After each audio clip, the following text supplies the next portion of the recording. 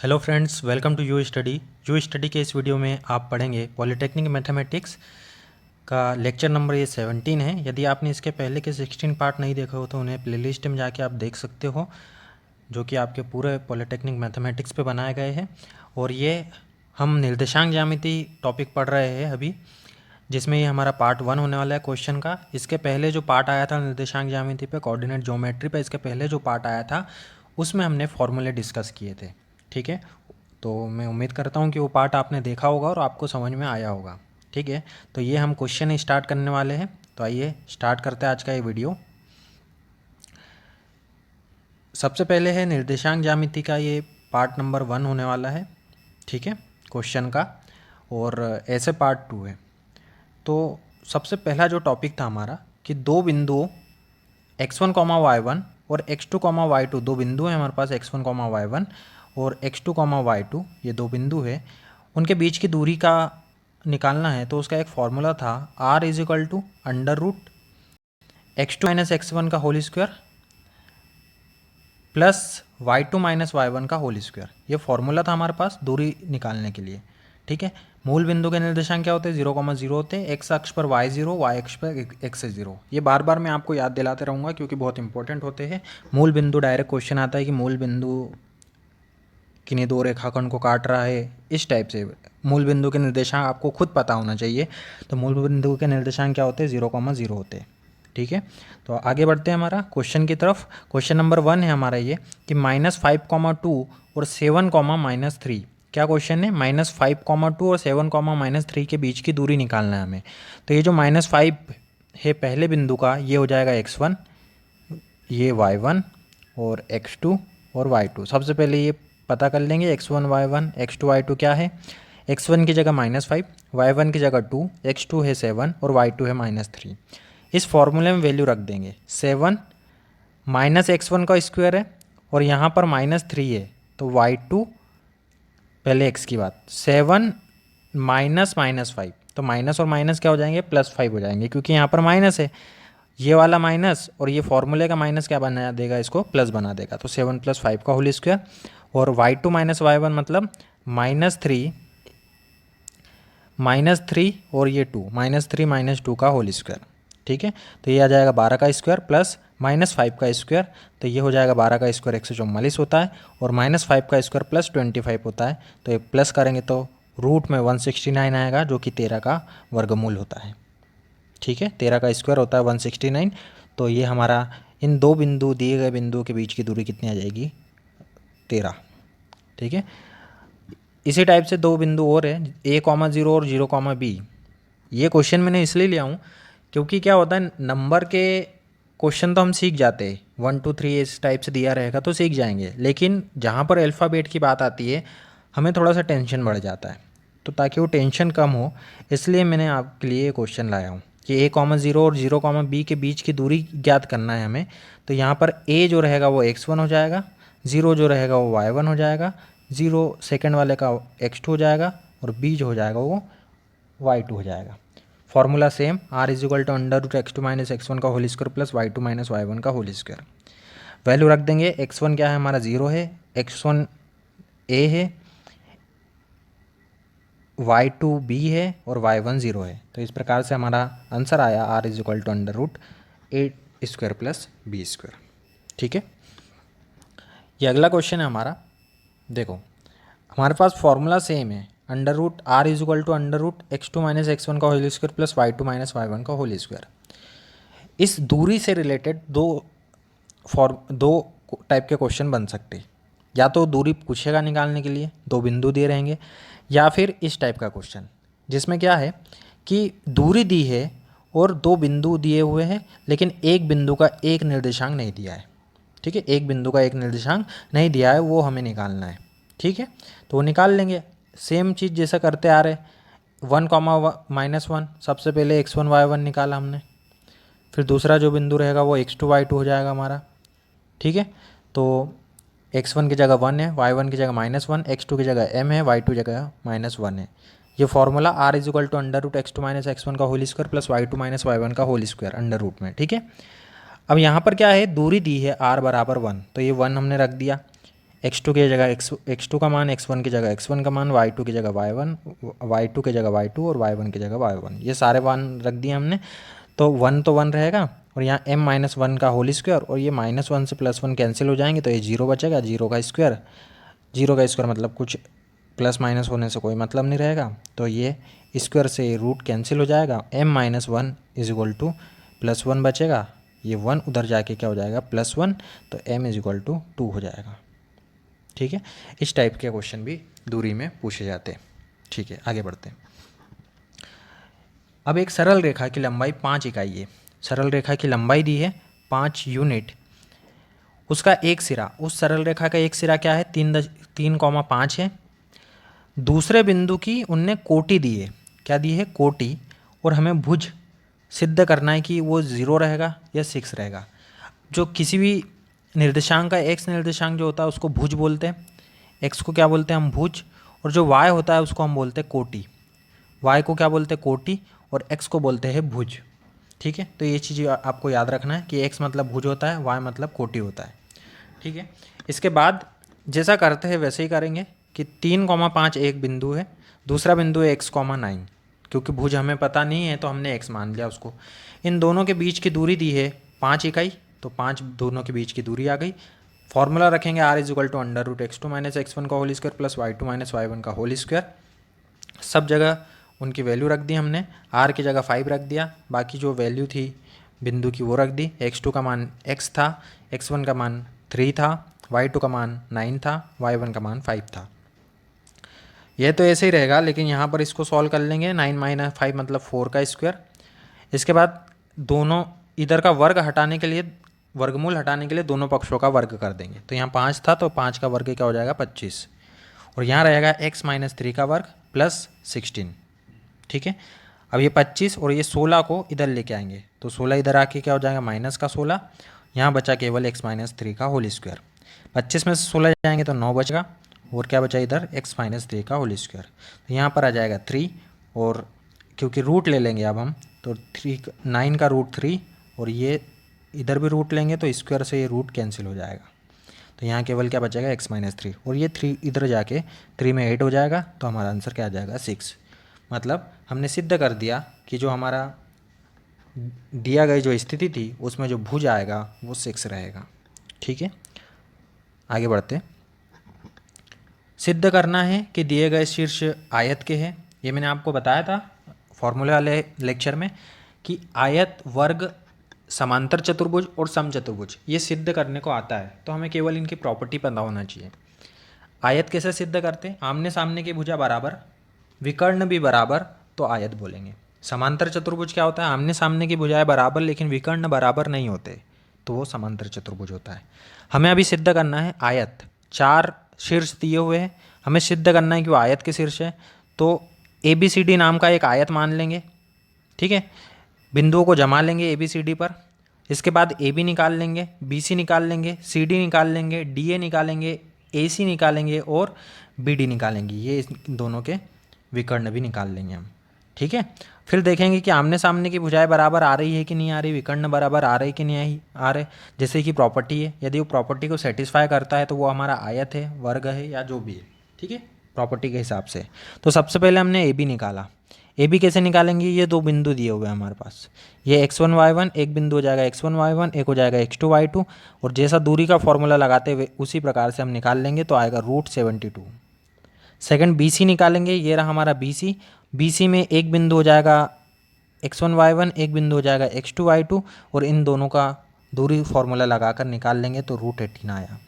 इसके बाद हमने निकाला CD निकालने के लिए भी एक बिंदु को हम मान लेंगे x1 y1, दूसरे बिंदु को मान लेंगे x2 y2, और इस प्रकार से हम दूरी फार्मूला लगाकर फिर से निकाल लेंगे तो √72 आया। ये आपको करके देखना है, सिंपल सा दूरी फार्मूला लगा रहे हैं। आगे हम निकालेंगे DA भी कैसे निकालेंगे, एक बिंदु हो जाएगा, एक बिंदु हो जाएगा ये वाला हमारा x1 y1, ये हो जाएगा x2 y2, और हम दूरी का सूत्र लगाकर उसका आंसर निकालेंगे, √18 आएगा। फिर आएगा AC और BD, ये 2 विकर्ण है हमारे। कहाँ गया A, ये रहा A, एक मिनट मिटा लेता हूँ इसको। A रहा हमारा ये वाला, और ये रहा हमारा C, इन दोनों के बीच की दूरी हमें निकालनी है। तो एक बिंदु हो जाएगा x1 y1, एक बिंदु हो जाएगा x2 y2 और दोनों के बीच की दूरी निकाल लेंगे। दूसरा विकर्ण है BD, मैं पेन चेंज कर लेता हूँ।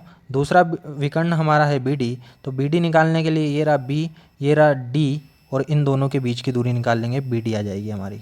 ठीक है, फिर हमने देखा कि AB जो है, AB हमारा CD के बराबर है, AB किसके बराबर, CD के बराबर है, और BC हमारा DA के बराबर है, और AC हमारा BD के बराबर है। मतलब ये आयत की जो प्रॉपर्टी थी उसको सेटिस्फाई कर रहा है, इसलिए हम बोलेंगे कि ये दिए गए शीर्ष आयत के शीर्ष है। ठीक है, आगे बढ़ते हैं। अब हम वर्ग सिद्ध करना है, हमें इस क्वेश्चन में क्या सिद्ध करना है, वर्ग सिद्ध करना है। चार बिंदु इसमें भी दिए हुए हैं, और प्रॉपर्टी क्या होती है वर्ग की कि चारों भुजाएं बराबर होती है, विकर्ण भी बराबर होते हैं। ठीक है, दोनों विकर्ण बराबर होते हैं और चारों भुजाएं बराबर होती है। तो देखते हैं क्या इसके विकर्ण और भुजाएं बराबर हैं। यदि रहेंगे तो ये दिए गए शीर्ष जो है ये हमारे वर्ग के शीर्ष रहेंगे। सबसे पहले ए बी निकालेंगे। दो बिंदु, पहला बिंदु x1 y1, दूसरा बिंदु x2 y2, और दूरी का फॉर्मूला लगाकर हमें दूरी निकाल लेंगे। तो आया √18। BC में भी सेम, ये रहा B और C बिंदु, ये रहा B बिंदु, ये रहा C बिंदु, इन दोनों के बीच की दूरी निकाल लेंगे दूरी का फॉर्मूला लगाकर। इसके बाद आएगा हमारा तीसरा बिंदु CD, तो ये रहा C बिंदु, ये रहा D बिंदु, इन दोनों के बीच की दूरी फॉर्मूले से निकाल लेंगे। ये अगले पेज पर है हमारा, √18 आई वो भी। फिर DA निकालेंगे, वो भी √18। फिर AC और BD, इसमें भी विकर्ण निकालना पड़ेगा। ये AC विकर्ण हो जाएगा हमारा, और ये हमारा BD विकर्ण हो जाएगा, तो इन दोनों को भी निकाल लेंगे। तो हमारा हमने देखा कि हमारा AB BC CD DA ये सब बराबर आए हैं, चारों भुजाएं बराबर है ये, और विकर्ण चेक किए तो विकर्ण भी बराबर थे। इसका मतलब दिए गए शीर्ष जो है वो हमारे वर्ग के शीर्ष है। ठीक है, तो इस प्रकार के क्वेश्चन भी एग्ज़ाम में पूछे जाते हैं, तो आपको ध्यान रखना है। आयत क्या होता है, आयत आमने सामने की भुजाएं बराबर, आमने सामने की भुजाएं बराबर, विकर्ण भी बराबर होते तो आयत बोलते हैं। समांतर चतुर्भुज में आमने सामने की भुजाएं तो बराबर होती है, लेकिन विकर्ण जो है वो बराबर नहीं होते, तो इसलिए उसको बोलेंगे समांतर चतुर्भुज। इन दोनों में अंतर है। ठीक है ना, वर्ग में चारों भुजाएं बराबर, इसमें भी समचतुर्भुज में चारों भुजाएं बराबर, लेकिन इसके विकर्ण बराबर होते हैं और इसके बराबर नहीं होते। इसमें विकर्ण बराबर होते हैं, इसमें नहीं होते, आमने सामने की भुजाएं बराबर होती है। ठीक है, अब इसके बाद जो क्वेश्चन करने वाले ये दूरी सूत्र पर आधारित हमारे अभी तक के प्रश्न थे। इसके बाद हम जो क्वेश्चन करने वाले हैं वो विभाजन के ऊपर करेंगे। हम विभाजन सूत्र से, डिवीज़न फॉर्मूले पे बेस्ड करेंगे। हमने पढ़ा था कि AB नाम का एक रेखाखंड है, यदि x1, y1 और x2, y2, यदि इसको कोई बिंदु P है जो x, y जिसके निर्देशांक है m/n में विभाजित करता है, तो बिंदु P के निर्देशांक क्या हो जाएंगे, mx2, मतलब इसका इसमें गुणा, इसका इसमें गुणा और बटे में इन दोनों का योग।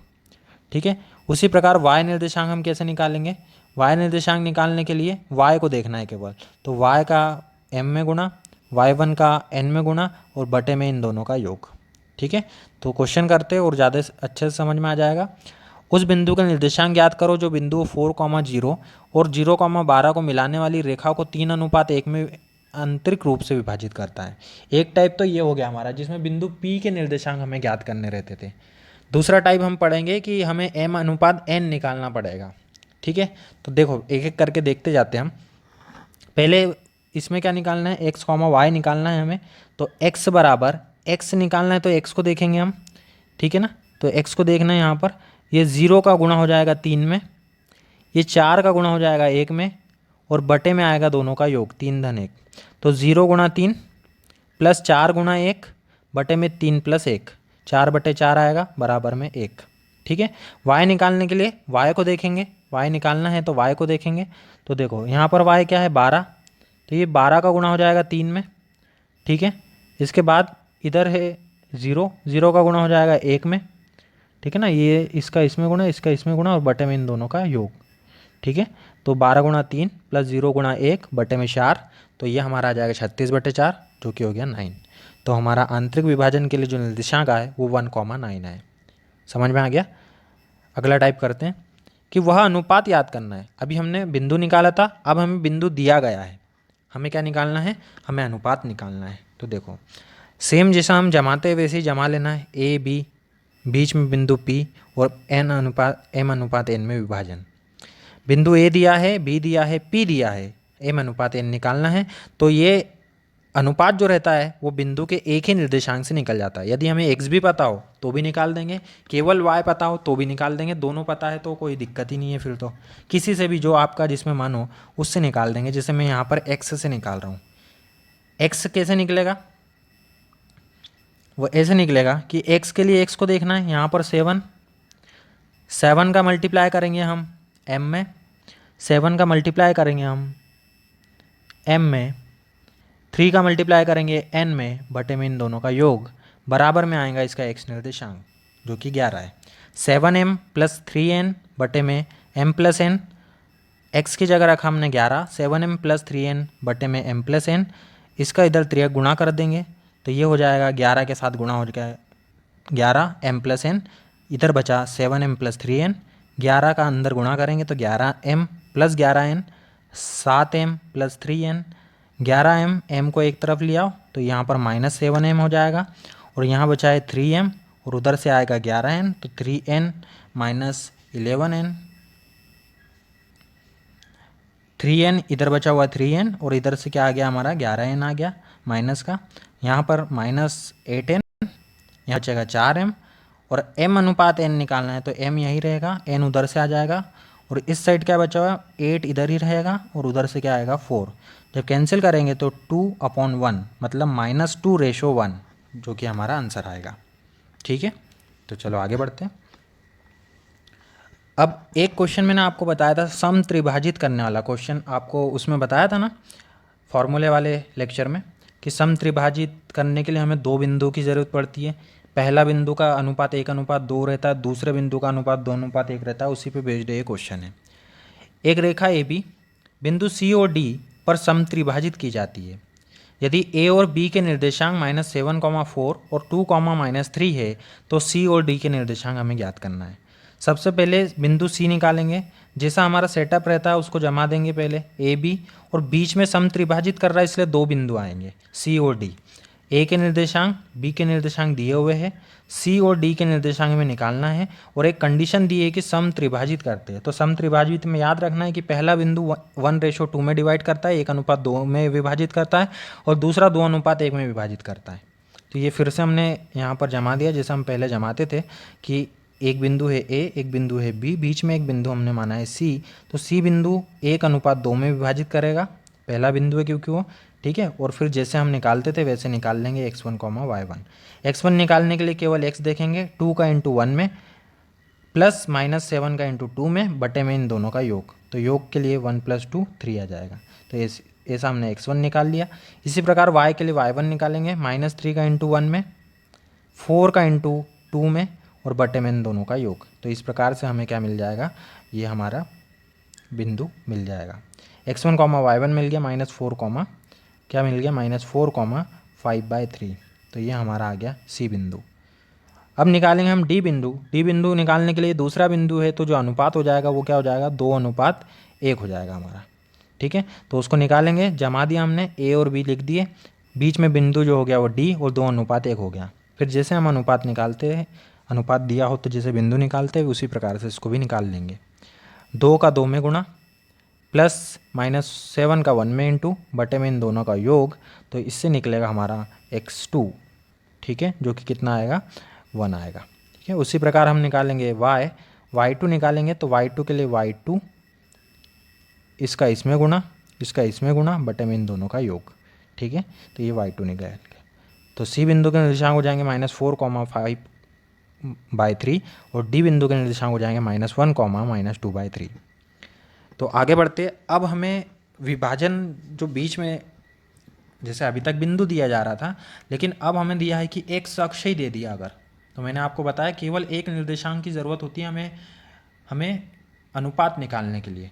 तो यदि उन्होंने बोला है कि x अक्ष द्वारा किस अनुपात में विभाजित होता है, तो x अक्ष का जो समीकरण होता है वहाँ पर क्या 0 रहता है, y 0 रहता है। मैंने बताया आपको कि y क्या रहता है 0 रहता है x अक्ष पर, तो इसलिए हम y = 0, ये एक बिंदु मिल गया। अब हम इसकी सहायता से m/n निकाल सकते हैं। ठीक है, देखो कैसे y निकालेंगे, तो y के लिए हम केवल y को देखेंगे, इधर के y और इधर को y को, 9 का m में गुणा, 15 का n में गुणा, इन दोनों का योग, ये लिख दिया हमने। इधर y का निर्देशांक 0 दिया हुआ है तो यहाँ 0 लिख देंगे। इसका जब त्रियक गुणा करेंगे बटे वाले का तो वो भी 0 हो जाएगा। 9m + 15n, 9m को इधर ले आएंगे तो माइनस का 9m + 15n, m/n बराबर बचेगा 15/-9। मैं ये लिख के क्यों बता रहा हूँ आपको, क्योंकि यहाँ पर मिस्टेक होती है। ठीक है, हम क्या करेंगे -9/15 कर देंगे कभी। तो ये याद रखना कि जिसको हम उधर ले जा रहे हैं, जैसे n जा रहा है तो n जाएगा, 15 तो यहीं पर रहेगा। तो इस प्रकार से आपको ये क्वेश्चन को कर लेना। 3 से डिवाइड करेंगे तो 3 पंजे 15 और 3 तिया 9, तो 5/3 -5/3 ये हमारा अनुपात आ जाएगा कि y x अक्ष किस अनुपात में विभाजित करता है, -5,3 में विभाजित करता है। जब भी ये माइनस आता है इसका मतलब ये जो विभाजन है ये बाह्यता विभाजन है। कैसा विभाजन है? बाह्यता विभाजन है, बाहरी रूप से विभाजित हो रहा है। तो आगे बढ़ते हैं। बिंदु 3, -1 और 8, 9 को मिलाने वाला रेखाखंड। अब हमें रेखाखंड दिया है, ना तो x अक्ष काट रहा है y अक्ष काट रहा है, हमें क्या दिया हुआ है? अब एक रेखा दी है, उसका एक समीकरण दिया हुआ है। तो देखो जैसे जमाते हैं वैसे ही जमाना है हमें। ए बी, बीच में बिंदु एक P मान लेंगे। बस ये P बिंदु किस पे स्थित है? ये रेखा पर भी स्थित है। कौन सी रेखा? y - x + 2 = 0 पर भी स्थित है। हमें केवल ये बिंदु देखना है। बिंदु P m/n में विभाजित करता है। अब इसके जो निर्देशांक रहेंगे, यदि वो रेखाखंड पे स्थित है, इस दी गई रेखाखंड पे स्थित है, इसका मतलब इस रेखा के समीकरण को संतुष्ट करेंगे। संतुष्ट करने का मतलब है कि इसका x निर्देशांक यहाँ पर रख सकते हैं, y निर्देशांक यहाँ पर समीकरण में रख सकते हैं। सबसे पहले तो x और y निकालने पड़ेंगे हमें, तो निकाल लेंगे हम। x निकालेंगे हम, x के लिए x देखेंगे, 8 का m में गुणा, 3 का n में गुणा, तो ये हमारा हो जाएगा 8m + 3n बटे में इन दोनों का योग। ठीक है, इससे हमें मिल जाएगा x। और y निकालने के लिए y को देखेंगे। y निकालने के लिए क्या करेंगे? y को तो 9 का × m में, -1 का × n में और बटे में इन दोनों का योग, तो यहाँ से हमें मिलेगा y। अब जो हमारा समीकरण दिया हुआ है y - x + 2 = 0, इसमें हम रख देंगे x और y और x हमारे यहाँ पर रख दिया हमने +2। अब बटे में m + n यहाँ पर भी है, यहाँ पर भी है, तो यहाँ के लिए इनको बटे वाली चीज़ों को हटाने के लिए हम क्या करेंगे? दोनों पक्षों में m + n का गुणा कर देंगे। तो जब यहाँ पर गुणा करेंगे तो ये कट जाएगा, यहाँ पर भी ये कट जाएगा, यहाँ पर नहीं है तो गुणा हो जाएगा। ये देखो यहाँ पर गुणा हो गया, और इस साइड 0 से गुणा होगा तो ये 0 से गुणा होने पर 0 ही आएगा।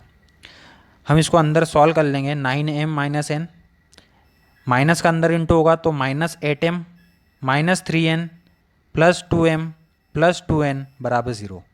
अब इसमें m वालों को जोड़ लेंगे, m - 8m तो केवल प्लस में m बचा, और m + 2m तो यहाँ पर 3m बचा। 3m, एक m वाला 3m बचा हुआ है, क्या बचा है? 3m। और जो n वाला देखेंगे तो n वाला बचेगा 2n, तो बराबर में लिखेंगे हम 0। माइनस वाला है उधर जाके प्लस वाला हो जाएगा, तो m/n जो करेंगे तो वह आएगा 3/2। ठीक है, तो हमारा अनुपात कितना आ जाएगा? 3:2। ठीक है, देखो ये मैंने गलती, यहाँ पर मैंने भी गलती कर दिया, तो ये गलती हमेशा होती है, तो इसको ध्यान में रखना है। ये ऐसी गलतियाँ हमें नहीं करना है एग्ज़ाम में। ठीक है, हम क्या कर रहे हैं? m/n, 2 को यहीं पर रहने देंगे और 3 को बटे में ले जाएंगे, तो 2:3, तो हमारा अनुपात हो जाएगा 2:3। समझ गए? इस टाइप के क्वेश्चन भी आते हैं। एक x अक्ष वाला भी हमने देख लिया। y अक्ष रहता तो वहाँ पर, जैसे यहाँ पर y अक्ष यदि रहता, अभी दिया हुआ था x अक्ष, यदि तो y = 0 करके लिखा। यदि x अक्ष दिया रहता तो हम क्या करते? यदि y अक्ष दिया रहता तो हम क्या करते? x = 0 करके करते। समझ गए? यदि हमें यहाँ पर क्या, अभी जैसे x अक्ष दिया था, यदि y अक्ष दिया रहता तो हम क्या करते? उस कंडीशन में x = 0 रख के सॉल्व करते। समझ गए? यह हमारा एक रेखाखंड का समीकरण दिया था, तो उसको कैसे सॉल्व करते वो भी हमने पढ़ लिया। अब ये क्वेश्चन है आपके लिए एक प्रैक्टिस के लिए। यदि आपको दिख नहीं रहा होगा तो मैं बता देता हूँ। बिंदु 1,2 और -2,3 को मिलाने वाला रेखाखंड 1,2, बिंदु क्या दिया हुआ है? 1,2, ये बिंदु दिया है 1,2, और दूसरा बिंदु यहाँ पर दिया हुआ है -2,3 को मिलाने वाला रेखाखंड। यहाँ पर जो समीकरण है 3x + 4y = 7। ठीक है, क्या समीकरण है? 3x + 4y = 7 किस अनुपात में विभाजित करता है, ये हमें निकालना है। ठीक है, इसके बाद ये क्वेश्चन आपको करना है और कमेंट बॉक्स में मुझे आंसर ज़रूर बता देना भैया, करके आपको बताना है ये क्वेश्चन, और इससे समझ भी आ जाएगा कि आपको बन रहा है टॉपिक कि नहीं बन रहा है। ठीक है, अगला टॉपिक है हमारा त्रिभुज का क्षेत्रफल। तो त्रिभुज का क्षेत्रफल हमने पढ़ा है कि डेल बराबर 1/2, डेल बराबर 1/2 x1 comma y2 minus y3 plus x2 y3 minus y1 plus x3 1 minus 2। ठीक है, यदि त्रिभुज का क्षेत्रफल 0 होता है, यदि त्रिभुज का क्षेत्रफल 0 होता है, इसका मतलब कि बिंदु जो दिए गए हैं वो समरेख है। ठीक है, 3 बिंदु है हमारे पास x1 y1, x2 y2, x3 y3। यदि त्रिभुज का क्षेत्रफल बोलता है तो कैसे निकालेंगे त्रिभुज का क्षेत्रफल? 1/2 ब्रैकेट में x1 फिर ब्रैकेट में y2 minus y3 plus x2 y3 minus y1 plus x3 y1 minus y2। बार बार इसको बोलना है ताकि आपको ये क्वेश्चन ये फॉर्मूला याद हो जाए। 3 निर्देशांक दिए हुए हैं त्रिभुज के 3,4, 2,-1 और 4,-6। ठीक है, तो इसमें पहला बिंदु का निर्देशांक x1, y1 मान लो, दूसरे को x2, y2 मान लो और तीसरे को x3, y3 मान लेंगे हम। और जो हमारा फॉर्मूला है 1/2 x1 y2 minus y3 plus x2 y3 minus y1 plus x3 y1 minus y2, उसमें हम रख देंगे। रखने के बाद उसको सॉल्व कर लेंगे तो हमारा आंसर आ जाएगा। ये हमने रख दिया, x1 की जगह 3, y2 था हमारा -1, ठीक है, y3 था हमारा -6। इसके बाद x2 था हमारा 2, y3 माइनस y1, फिर 4, 1 minus y2, y1 minus y2, इस प्रकार से रख दिया। अब कैलकुलेशन करके इसको सॉल्व कर लिया तो हमारा जो आंसर आएगा वो कितना आएगा? 7.5 वर्ग इकाई। ठीक है, आगे बढ़ते हैं। सिद्ध कीजिए कि दिए गए बिंदु समरेख है। अब समरेख होने के लिए, सिद्ध करने के लिए हमें त्रिभुज का क्षेत्रफल क्या सिद्ध करना पड़ेगा? 0 सिद्ध करना पड़ेगा, है ना। समरेख बिंदु में त्रिभुज का क्षेत्रफल क्या होता है? 0 होता है। तो हम क्या करेंगे? त्रिभुज का क्षेत्रफल ही निकालेंगे। यदि वो 0 आता है तो हम क्या करेंगे? उसको बोल देंगे कि जो बिंदु दिए गए थे वो समरेख बिंदु है, उनसे कोई त्रिभुज नहीं बन रहा है। ठीक है, तो ये फॉर्मूला हमने रख दिया त्रिभुज के क्षेत्रफल का। x1 1/2 x1 y2 minus y3 plus x2 y3 minus y1 plus x3 y1 minus y2। ठीक है, सब वैल्यू रख दी, x1 y1 की, x2 y2 की और x3 y3 की वैल्यू हमने रख दी यहाँ पर। उसके बाद कैलकुलेट कर लिया तो कैलकुलेशन से हमें मिल जाएगा कि हमारा जो आंसर है वो 0 आया है। ठीक है, एक बार मैं कैलकुलेट करके बता देता हूँ आपको। x1 की जगह 8, y2 की जगह -1, y3 की जगह -3, x2 1, y3 की जगह 3, y1 की जगह 11, x3 की जगह 2, y1 की जगह 11 और y2 की जगह 1। ठीक है, ये ऊपर से हमने रख दिया है। ठीक है, इसके बाद 1/2 8 -4 -1 -3 क्या हो जाएगा? -4 प्लस माइनस यहाँ पर आ जाएगा -3 -11 -8 और +2 11 + 1 मतलब 12। तो ये 12 का 2 में गुणा हो जाएगा तो ये हो जाएगा 24। यहाँ माइनस और ये माइनस, ये माइनस माइनस क्या हो जाएंगे? +8 और यहाँ पर 8 का -4 में गुणा होगा तो -32। ये -32, 24 में 8 जोड़ेंगे तो +32, -32 से +32 कैंसिल हो जाएगा तो 0, 0 में 1/2 का गुणा होगा तो 0 आएगा। त्रिभुज का क्षेत्रफल 0 आया है, इसका मतलब जो दिए गए बिंदु है वो हमारे कैसे है? समरेख है। ठीक है, समझ गए होंगे कैसे करना है, क्वेश्चन को समझ में आ रहा है? ठीक है ना। तो आगे बढ़ते हैं। हमारा त्रिभुज के क्षेत्रफल को लेकर ही एक और टाइप का क्वेश्चन आता है। कैसे? एक समरेख वाला। इसमें क्या करना था? हमें सिद्ध करना था कि ये पहला वाला जो क्वेश्चन था इसमें समरेख हमें सिद्ध करना था। अब वाले क्वेश्चन में क्या है? हमें समरेख दिए हुए है वो, और हमें के का मान निकालना है। क्या दिए है? समरेख दिए है, मतलब त्रिभुज का क्षेत्रफल जो है उन्होंने बोला है कि त्रिभुज का क्षेत्रफल क्या है? 0। यदि बिंदु समरेख है तो त्रिभुज का क्षेत्रफल क्या होता है? 0 होता है। इसका मतलब त्रिभुज का क्षेत्रफल 0 दिया हुआ है, हमें के का मान निकालना है। हमारे पास 3 बिंदु दिए हुए हैं 1,4 k, -2 और -3, 16। ये 3 बिंदु हमें दिए हुए हैं। तो त्रिभुज का क्षेत्रफल हम लगाएंगे 1/2 x1 y2 minus y3 plus x2 y3 minus y1 plus x3 y1 minus y2। ये त्रिभुज का क्षेत्रफल जो हम पढ़ते आ रहे हैं फॉर्मूला वो लगा देंगे, कैलकुलेट कर लेंगे।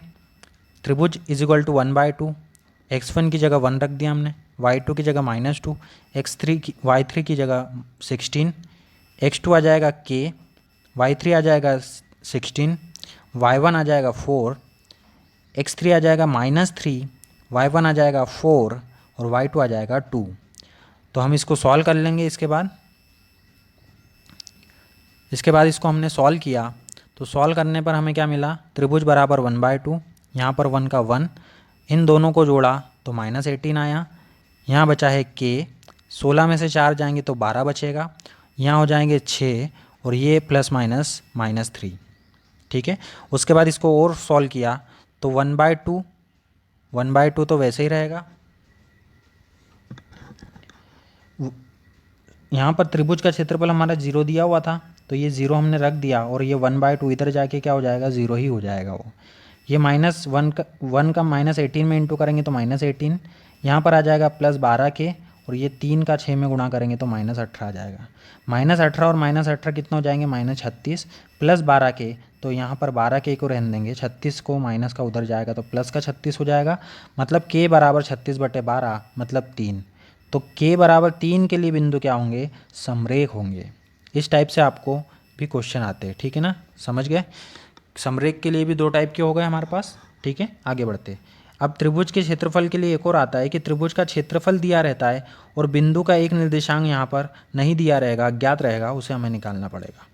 ठीक है, 3 बिंदु दिए हैं -2, 4, 3, -1, 1, a, तो क्षेत्रफल दिया है 10, तो a का मान हमें निकालना है। तो जैसा हम करते आ रहे हैं वैसे ही करेंगे।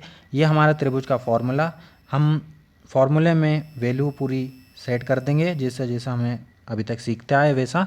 और ये 2 का इंटू जब इधर होगा तो ये 20 हो जाएगा। यहाँ पर इसको सॉल्व करने के बाद हमारा ये बचा है 5a - 5 बचेगा, 5 को उधर ले जाएँ 25 बराबर 5 है तो a बराबर 25/5 मतलब a बराबर 5। ठीक है, तो ये हमने आज 3 टॉपिक पढ़े हमारे। पहला जो टॉपिक था वो दूरी का फॉर्मूला था, दूसरा जो टॉपिक हमने पढ़ा वो विभाजन सूत्र था और तीसरा जो टॉपिक था हमारा वो हमने पढ़ा त्रिभुज का क्षेत्रफल। ठीक है, ये 3 टॉपिक आज हमारे हुए हैं। इस टॉपिक को तीनों को बड़े ही अच्छे से आपको प्रैक्टिस करना है। ये पूरा ही टॉपिक निर्देशांक ज्यामिति बहुत ही इजी टॉपिक है, बस इसकी प्रैक्टिस आपको करनी पड़ेगी। ठीक है ना, और मज़ा भी आपको बहुत आएगा क्योंकि क्वेश्चन बनते हैं तो मज़ा भी आता है। इसके बाद इसके 2 पार्ट और आने वाले हैं निर्देशांक ज्यामिति के, तो आप उसे भी ज़रूर देखिए। और अभी तक के 17 लेक्चर, जो ये 17वां लेक्चर है, तो अभी तक यदि आपने 16 लेक्चर नहीं देखे हो तो उसे भी ज़रूर देखें, जिससे आपकी जो मैथ्स का जो कॉन्सेप्ट है वो क्लियर हो सके। और आपको ये वीडियो कैसा लगा मुझे कमेंट करके ज़रूर बताएं। यदि आपको ये वीडियो आपके लिए हेल्पफुल लगता है और यदि आपने इस चैनल को सब्सक्राइब नहीं किया है तो चैनल को सब्सक्राइब करें ताकि आने वाली वीडियो आपको मिल सके। हाँ, यदि आपने सब्सक्राइब करा है लेकिन बेल आइकन को नहीं दबाया है, जिससे आपको वीडियो के नोटिफिकेशन नहीं मिल पा रहे होंगे, तो उसे ज़रूर दबा दें, जिससे आपको आने वाले वीडियो के नोटिफिकेशन भी समय पर मिल सके, सबसे पहले मिल सके। ठीक है, तो उम्मीद करता हूँ कि लेक्चर आपको समझ में आया होगा। तो मिलते हैं अगले लेक्चर में, तब तक के लिए गुड बाय, थैंक यू।